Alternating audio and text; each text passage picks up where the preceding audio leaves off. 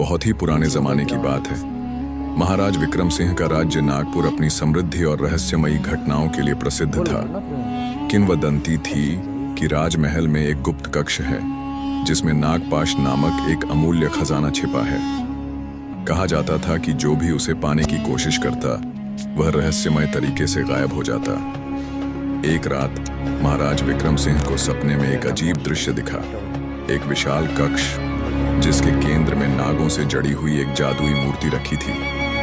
जैसे ही किसी ने उसे छूने की कोशिश की वह धुएं में बदलकर गायब हो गया। नींद खुलते ही राजा ने अपने महामंत्री कैलाशगिरी को बुलाया और इस रहस्य की सच्चाई जानने का आदेश दिया। राजमहल की पुरानी लाइब्रेरी में एक खंडहरनुमा कमरा था जहां केवल विशेष मौकों पर ही प्रवेश मिलता। वहां एक प्राचीन ग्रंथ मिला जिसमें लिखा था कि नागपाश एक दिव्य आभूषण है जिसे देवताओं ने धरती पर छोड़ा था। यह केवल उसी को प्राप्त हो सकता है जिसके हृदय में न कोई लालच हो न कोई भय। राजा ने अपने सबसे बहादुर योद्धाओं को भेजा, लेकिन जो भी गुप्त कक्ष के पास जाता वह वापस नहीं लौटता। कुछ सैनिकों ने बताया कि रात को कक्ष से फुसफुसाहट की आवाजें आती थीं, मानो वहां कोई जीवित हो। एक रात राजा स्वयं महल में गुप्त रूप से घूम रहे थे। तभी उन्होंने देखा कि महामंत्री कैलाशगिरी कक्ष के पास किसी से धीमी आवाज में बातें कर रहे थे, लेकिन वहां कोई और नहीं था। अगली सुबह राजा ने अपनी सुरक्षा के लिए मंत्रियों और सैनिकों की सभा बुलाई। तभी एक वृद्ध संत दरबार में आया और बोला, राजन, यह नागपाश एक साधारण खजाना नहीं बल्कि एक अभिशाप है। इसकी रक्षा स्वयं नागलोक के राजा वासुकी कर रहे हैं। इसे पाने की लालसा रखने वाला अंततः विनाश का शिकार होता है। राजा हैरान थे। संत ने आगे बताया कि महामंत्री कैलाशगिरी इस नागपाश को चुराकर अपना राज्य स्थापित करना चाहता था। जब राजा ने कैलाशगिरी से पूछताछ की तो वह भयभीत हो गया और सच स्वीकार कर लिया।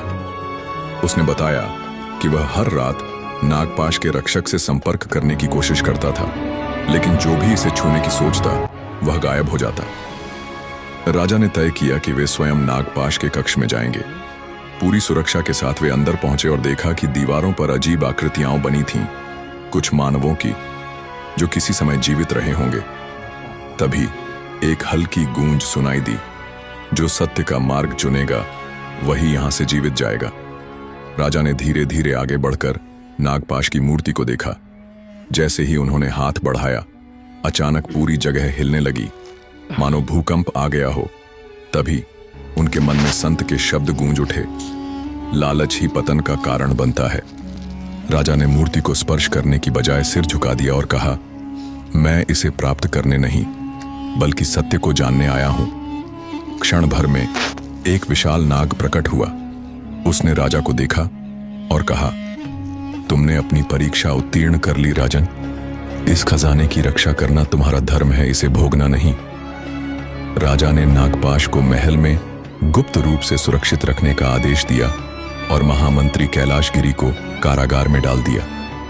धीरे धीरे राज्य में शांति लौट आई। अगर आपको वीडियो अच्छी लगी तो लाइक, सब्सक्राइब, शेयर, कमेंट करें और अपनी राय दें वीडियो कैसी लगी।